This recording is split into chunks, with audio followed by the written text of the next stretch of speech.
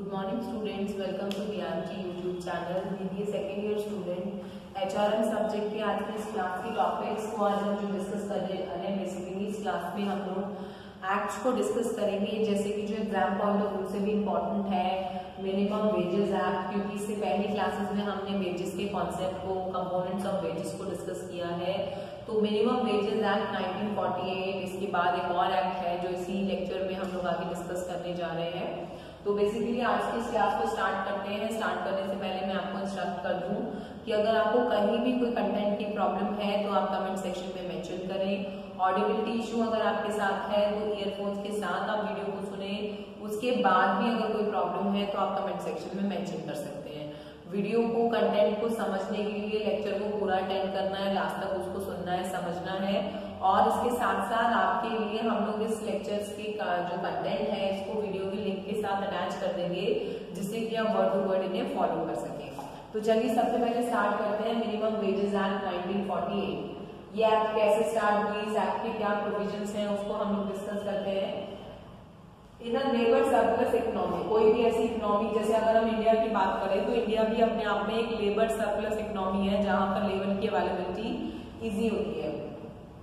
Would be left determined entirely by the forces of demand and supply, but it could lead to be the fixation of wages at a very low level, resulting in exploitation of the privileged classes. भाई खाली अगर हम labour surplus economy India की बात करें तो ऐसा नहीं है कि केवल हम डिमांड और सप्लाई के जो फोर्सेस हैं उसी पर ये जो लेबर है वो डिपेंडेंट रहती है, but it is also it would lead to the fixation of wages. ठीक है, Keeping this in view, the government of India enacted the Minimum Wages Act. इसको ध्यान में रखते हुए इंडिया की गवर्नमेंट ने मिनिमम वेजेस एक्ट 1948 में डिक्लेयर करी। The purpose of act is to provide no employer shall pay workers in a certain category minimum wage prescribed by the notification under the act. इस act के अंदर ये निर्धारित कर दिया कि कोई भी एम्प्लॉयर किसी भी वर्कर को जो निर्धारित वेज पे की गई है उससे कम पेमेंट नहीं कर सकता। ठीक है, in fact the purpose of this act is to prevent exploitation. Basically इसका मेन उद्देश्य ये था कि जो भी, जैसे हमारी इकोनॉमी में ऑर्गेनाइज्ड और अनऑर्गेनाइज्ड सेक्टर्स होते हैं और वहां से डिफरेंट लेबर क्लासेस जो है वो लिंक्ड होती है, तो उनका कोई एक्सप्लॉयटेशन ना हो। Act provide fixation, revision of minimum wages in the employments where labour is vulnerable to exploitation। कोशिश ये रही कि भाई टाइम टू टाइम अगर उसमें कोई रिवीजन आ रहा है तो वो मगर किसी भी तरह से किसी भी लेबर का या वर्कर का एक्सप्लॉयटेशन ना हो। Under the act government both central and state दोनों ही इक्वली रिस्पॉन्सिबल होते हैं, चाहे गवर्नमेंट स्टेट की बात करें या सेंट्रल गवर्नमेंट की बात करें, तो they are responsible for fixing and revising the wages of the employment falling in the respective jurisdiction. The term minimum wage fixation implies fixation of the rates of minimum wages by the process or invoking the authority of the state। जैसे अगर हम इस शब्द की बात करेंगे minimum wages fixation का मतलब है कि स्टेट द्वारा, सेंट्रल गवर्नमेंट द्वारा वेजेस के रेट को फिक्स कर दिया जाता है कि इतना तो आपको पे करना ही है। Basic wages and allowance link to the cost of living index. Minimum wage क्या कहलाती है कि मतलब किसी की भी जीवन शैली चलाने के लिए जो एक कॉस्ट ऑफ लिविंग आती है उसको एटलीस्ट आप कवर कर ले, और fully kind or partly kind may be allowed in certain cases. The statutory minimum wages have the force of law and become obligatory on the part of the employer not to pay below the prescribed minimum wage to the employees। और ये एक तरह की employer की obligation, एक दायित्व बन गया कि भाई इससे कम तो आप उसको पे नहीं कर सकते। This has been prescribed by the state and central government as well। The obligation of employer to pay the said wages is absolute। The process help in getting fair and reasonable wages। इससे फायदा क्या होता है कि लोगों को fair और reasonable wages मिल रही है, particularly in the unorganised sector, and eliminate exploitation of the labour. जैसा कि मैंने बताया, it has been constant endeavour of the government to ensure, ये लगातार गवर्नमेंट की नजर में चीज चलती है जो एंश्योर करके रखे कि minimum wages rate of the worker bee sweated and industries have been sought to be achieved fixation of minimum wages, which is to be the only solution of this problem। अब इस act के जो essential ingredients हैं उनको हम discuss करते हैं। Wages should be by the way of remuneration. सबसे पहली बात कि जो वेजेस है वो रेम्यूनरेशन के तौर पर दी जाए। It should be capable of expressed in terms of money. मतलब it should be capable in terms of something, मतलब आप उसको कैलकुलेट कैसे करेंगे, ऐसे तो वेजेस को अगर कैलकुलेट नहीं की जाएगी तो कैसे पता चलेगा। It should be payable to a person employed in respect of his employment, जिस तरह का वो काम कर रहा है, जहां वो एम्प्लॉयड है तो ये उसको ही दी जानी चाहिए। It should be payable if the terms employment express in implied or full rent. It include house rent allowance. It does not include accommodation, supply of light, water, medical attendance, traveling allowance, contribution of employer towards the provident fund, gratuity and schemes of social insurance इसमें नहीं आता है। अब हम अगर wages की classification करें तो वेजेस को जैसे कि लिविंग वेजेस होती है, जो हायर स्टैंडर्ड ऑफ वेज होती है उसको लिविंग वेज कहते हैं, सबसे हाईएस्ट जो इसमें डिवाइडेड है। फेयर वेजेस होती है जो लिविंग और मिनिमम के बीच में होती है, और मिनिमम का मतलब लोएस्ट। वेजेस को 3 पार्ट में डिवाइड कर दिया गया है, living wages, fair wages, minimum wages. जो हायर स्टैंडर्ड वेजेस होती है वो लिविंग वेजेस होती है। फेयर वेजेस मतलब ना तो मिनिमम ना हाई, मीडियम नहीं होती है, और मिनिमम मतलब जो मिलनी ही नहीं है, ठीक है। The procedure of fixing and revising the minimum wages वो किस हिसाब से आया कि भाई the central government appoints a advisory board for the purpose of advising the centre and state in the matter of fixation and revision of wages. Central government क्या करती है कि बॉडी को अपॉइंट करती है जिसमें बेसिकली सेंट्रल और state के लोग होते हैं, and they will basically help to revise or fix the minimum wages as per the advisory board. Central advisory board consists of nominated members, independent person होते हैं, not exceeding 1/3 of the total number of members. In one such independent person is to be appointed to chairperson of the authority. ठीक है। इसके बाद बेटा अभी I hope आप minimum wages act को अच्छे से समझ पाए हैं। इसके बाद भी अगर कोई प्रॉब्लम है तो आप कमेंट सेक्शन में मेंशन करें। इसके बाद हम बात करते हैं वर्कमैन कंपनसेशन एक्ट, जो 1923 में अमेंडमेंट हुआ था और 1978 में उसको डिक्लेयर किया गया है। The workman compensation act 1923 provides payment of compensation to the worker and their dependent in case of injury and incident। नाम से आप इसको क्लियरली समझ लीजिए, कंपनसेशन का मतलब है any kind of payment made to the worker in case of injury और एक्सीडेंट टू इट्स डिपेंडेंट, तो उसको हम कंपनसेशन एक्ट के अंदर पढ़ेंगे, ठीक है। Arising out of and in the course of employment, किसी भी कार्य के दौरान अगर किसी को कोई इंजरी हो जाती है, ही और she faces any type of accident, तो such type of payment paid और डिसेबलमेंट और डेथ अगर कुछ भी मिसहैपनिंग हो जाती है तो वो जो एक कंपनसेशन बनता है वो इस एक्ट के अंदर आता है। That applies railway servant person employed in such capacities specified in the schedule 2 of the act, employed in factory, mines, plantation, mechanically propelled vehicle, construction areas, या जो भी hazardous occupations होते हैं जो लोग वहां पर काम करते हैं तो ये वहां पर applicable रहती है। The amount of compensation depends on the nature of injury and the average monthly wages and age of the workman। तो ये फैक्टर्स भी इंपॉर्टेंट होते हैं कि भाई जो कंपनसेशन है वो किस बिहाफ पे दिया जाएगा, किस तरह की इंजरी है, क्या एज थी पर्सन की, किस तरह के मिनिमम वेजेस उसको मिलते थे। The minimum and maximum rate of compensation payable for the death and for disability have been fixed to revision from time to time। Obviously ये भी time to time update होते हैं। The Social Security Division have been set up under the Ministry of Labour and Employment, which deals with framing with the social security of the people. It also is responsible for enforcing the act। However, the employee is not liable to pay compensation in the following cases। But हमने ये भी ध्यान रखना है कि जो employer है कुछ ऐसे केसेस होते हैं जिसमें वो लायबल नहीं है। अब वो लायबिलिटी नहीं कब होती है? If the injury does not result in the total disablement of the worker और पीरियड ऑफ एक्सीडिंग 3 days। 3 दिन के अंदर अंदर अगर वो जो इंजरी है वो टोटली डिसेबलमेंट नहीं शो होता है वर्कर का तो वो लायबल नहीं है। If the injury is not resulting to death और permanent disablement caused by the accident, तभी दैट इज कि at the time of accident under the influence of drinks और ड्रग्स, कि भाई ऑलरेडी कोई ड्रग है, ड्रिंक एंड ड्रग का case है तो वो लायबल नहीं होगा।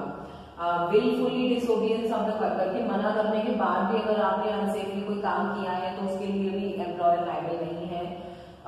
The state government may by notification appoint any person, जैसे कि कोई कमिश्नर होता है उस एरिया का, तो वो क्या करते हैं for the purpose of investigation and deciding the matter. Basically क्या होता है कि गवर्नमेंट द्वारा अपॉइंट किया जाता है एक व्यक्ति को जो यहाँ पर जांच पड़ताल करते हैं, कंपनसेशन में आपका अप्रूवल देते हैं कि yes he is the person under the injury to assist in holding the injury. Compensation shall be paid soon as it falls due. In case whether the employee does not accept the liability for the compensation, he shall be bound to make payment extent of liability which he accepts. Such payment shall be deposited within the commissioner or by enforce any incurred act this. तो basically ये भी एक इसका दायित्व है कि जो employer है जैसे ही कंपनसेशन बनता है उसको तुरंत उसको कंपनसेट करना है। अगर वो उसको डिले कर देता है तो जो भी एक्सपेंसेस इनकर्ड होंगे, जो डिले होगा, वो लायबिलिटी को देने की दायित्व भी उसकी बन जाती है। ठीक है। The state government made notification directly that every person employing government और any specified class of such persons shall send such time and is form to such authority may be specified in the notification. Injuries in respect of this compensation have been paid by the employer during the previous year. Whoever fails to maintain the notice book he is required to maintain and fails to send to this commissioner he is required to send.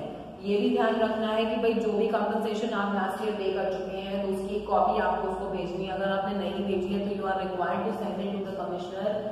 Fails to make the return which he is required to make shall be punishable with fine. तो वो fine होगा, charge होता है अगर आप उसको maintain नहीं करते हैं। तो आई होप ये एक्ट आप दोनों समझ पाए हैं। इसके बाद हम नेक्स्ट बात करते हैं पेमेंट ऑफ बोनस एक्ट की। पेमेंट ऑफ बोनस एक्ट क्या कहता है? The Payment of Bonus Act 1965 provides for the payment of bonus to the person, establishment employing 20 or more person on basis of profit. Bonus कब बनता है भाई? कोई भी ऐसा एम्प्लॉयमेंट जहां पर 20 या 20 से ज्यादा लोग काम कर रहे हैं, जो एस्टैब्लिशमेंट है, and on the basis of profit और प्रोडक्शन और प्रोडक्टिविटी मैटर्स। चाहे वो प्रॉफिट के बेसिस पे हो या प्रोडक्टिविटी मैटर्स हो, तो उसको बेसिकली बोनस के अंदर काउंट किया जाता है। The minimum bonus is 8.33% payable every industry under the section 10 of the act. The maximum bonus including productivity linked bonus can be paid by accounting year shall not exceed 20% of the salary. अगर हम accounting देखें तो 20% of the salary और wage under the section 31A of the act में कहा जाता है कि अकाउंटिंग ईयर में 20% से ज्यादा आप उसको एक्सीड नहीं कर सकते। Generally 8.33% is accountable. अब इसकी एप्लीकेबिलिटी कैसी बनती है कि भाई वो is applicable for the bonus act. Extend to whole of the India, it is basically applicable in all over India. पहली बार अप्लाइज टू एवरी फैक्ट्री और एवरी अदर एस्टैब्लिशमेंट। जैसे कि मैंने बताया 20 या 20 से ज्यादा लोग जब कहीं पे काम करते हैं अकाउंटिंग ईयर के अंदर। Next is the government may also apply the act on any factory of establishment in which less than 20 but not then less 10% are employed. Payment of Bonus Act of 1965 is applicable any skilled, unskilled, manually or supervisory, managerial, administrative, technical or clerical work or reward whether the terms of employment expressed or implied। चाहे वो terms of expressed हो या implied हो, तो उसके सबके अंदर ये काउंटेबल होता है। ठीक है। एलिजिबिलिटी की अगर हम बात करें तो an employee drawing wages or salary up to 10,000 rupees per month and entitled for bonus who have worked at least 30 working days in an accounting year। Bonus के रेट्स यहाँ पे मेंशन है बेटा, जैसे 33% of the salary earn by the employee is ₹100 whichever is higher। दोनों में से जो भी हायर हो। exceed the amount of provisional minimum bonus shall be bound to pay maximum bonus not exceeding 20% of the salary, जैसे कि आपको बताया। ठीक है।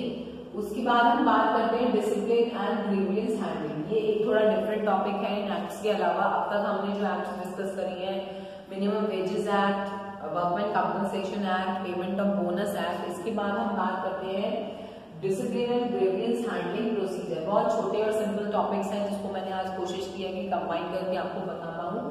तो चलिए अब हम बात करते हैं डिसिप्लिन एंड ग्रीवियंस हैंडलिंग की।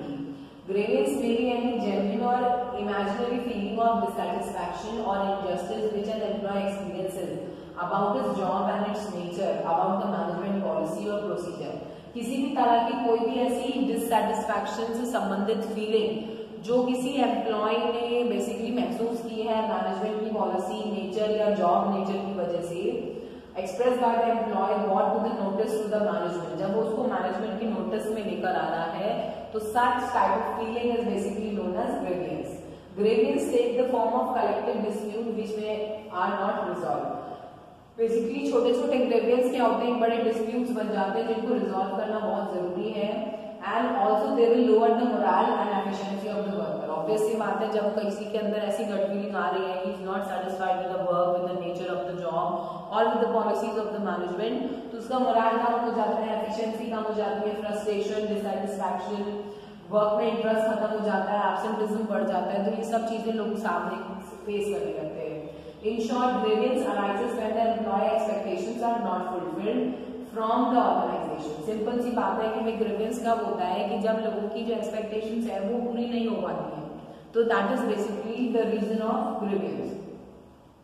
ग्रीवियंस भी result from the following factors. अब क्या क्या फैक्टर्स होते हैं जो रिस्पॉन्सिबल है ग्रीवियंस के लिए, जैसे कि इम्प्रॉपर वर्किंग कंडीशन है, कहीं पर कार्य करने की व्यवस्था अच्छी नहीं है, या इरेशनल मैनेजमेंट पॉलिसीज हैं, ट्रांसफर डिमोशंस हो रहे हैं, सैलरी स्ट्रक्चर ठीक नहीं है, वायलेशंस ऑफ रूल्स, ज्यादा से ज्यादा ऑर्गेनाइजेशंस के रूल्स को वायलेट किया जा रहा है, तो manager should immediately identify the grievances and must take proper action to resolve them. ठीक है, अब इसमें एक्शंस में कौन कौन सी चीजें आती हैं कि भाई हम बात कर रहे हैं कि अगर इस तरह की कोई चीजें सामने आ रही है तो मैनेजर्स को जल्द से जल्द उस पर एक्शन लेना चाहिए।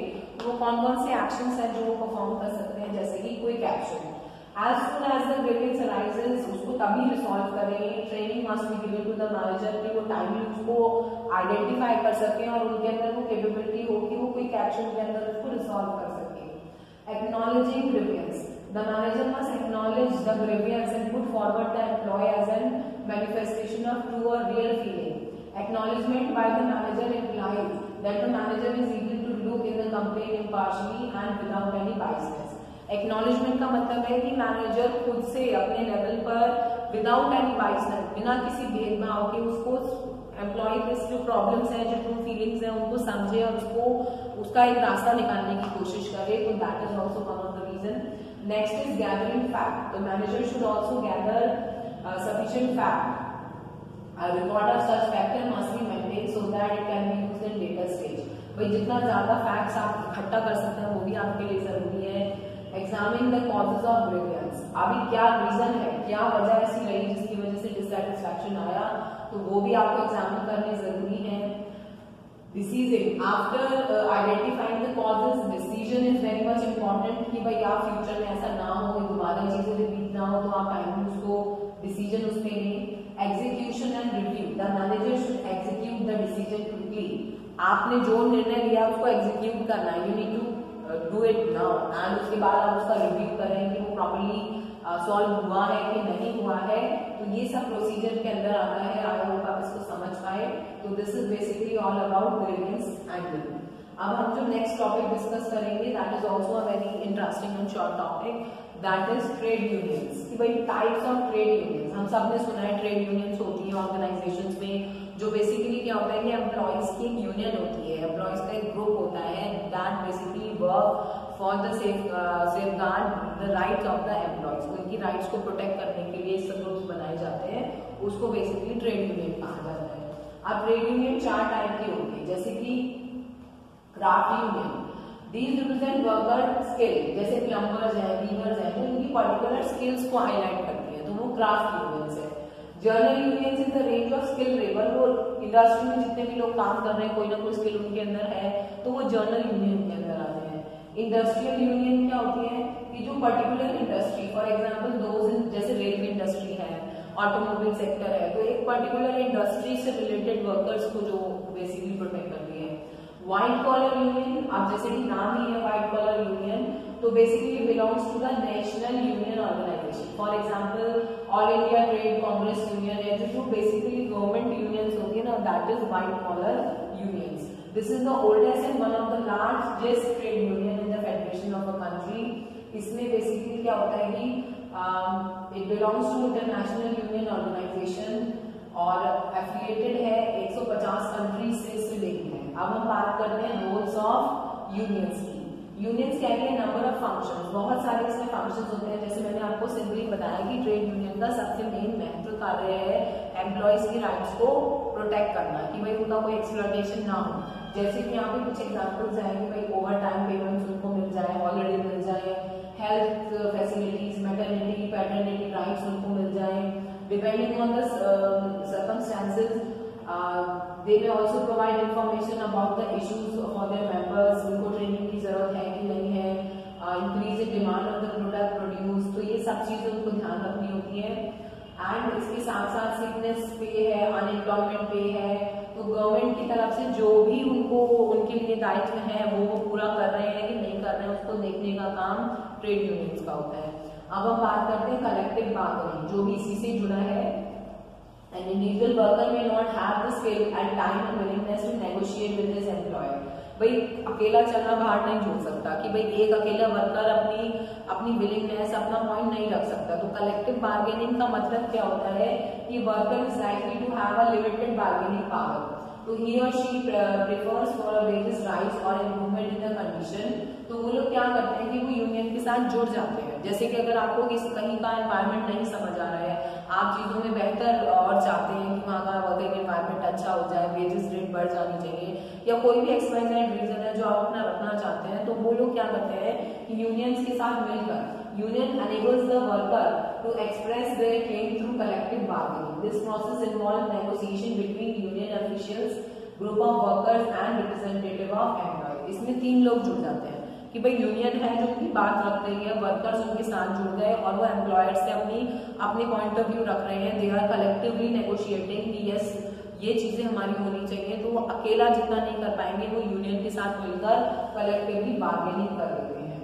अब प्रॉब्लम्स क्या आती हैं भाई, अगर हम इसको देखें कि ट्रेड यूनियन से जुड़ के बहुत प्रॉब्लम्स भी है। सबसे पहले तो lack of balance growth. Trade union एक एसोसिएटेड है इंडस्ट्रियल हाउसेस की, मगर इंडिया के अंदर बहुत सारे अनऑर्गेनाइज सेक्टर्स हैं जहां पर मिलकर भी वो चीजों को मैनेज नहीं कर पा रहे, तो बैलेंस ग्रोथ नहीं है। दूसरी चीज है low membership. Trade unions with low expectations of fee और low membership. This is because कि बहुत सारे लोग जुड़ना ही नहीं चाहते, उन्हें अपनी जॉब बहुत प्यारी होने लगता है कि हम हाईलाइट हो जाएंगे, तो इस वजह से लोग की मेंबरशिप कम हो जाती है। Poor financial position.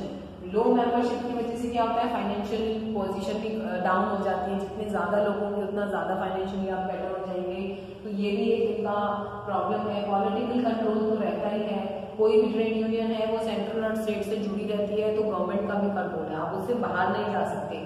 भाई आप अपने हक के लिए लड़ रहे हैं, बट वो जो हक है वो तो गवर्नमेंट ने जो आपके लिए निर्धारित किया है, आप उन्हीं के लिए तो लड़ सकते हो, तो गवर्नमेंट का जो कंट्रोल है वो भी एक रहता है।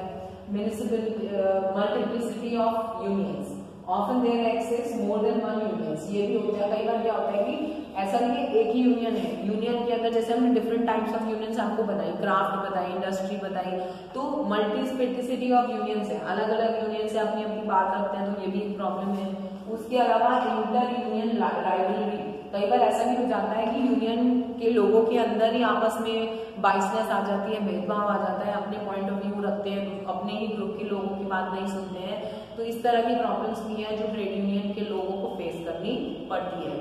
तो आई होप आप कंटेंट को इजीली समझ पाए हैं। आज की क्लास में मैंने कोशिश करी है कि इस यूनिट के सारे जो स्मॉल टॉपिक्स हैं वो मैं आपको इस लेक्चर में समझा पाऊँ। कंटेंट इस लेक्चर के साथ शेयर कर दिया गया है, फिर भी कोई प्रॉब्लम है तो आप कमेंट सेक्शन में मेंशन करें। सिंपली आपको minimum wages act, compensation act, payment of bonus act के कंटेंट को समझना है। इसके बाद मैंने आपको बताया कि ग्रेवियंस हैंडलिंग किसे कहते हैं, उसके बाद हमने ट्रेड यूनियन को डिस्कस किया है। तो these are very basic and simple topics जिसको मैंने बिल्कुल सिंपल लैंग्वेज में समझाने की कोशिश की है। इसके बाद भी अगर कोई प्रॉब्लम है तो please mention on comment section. Thank you class.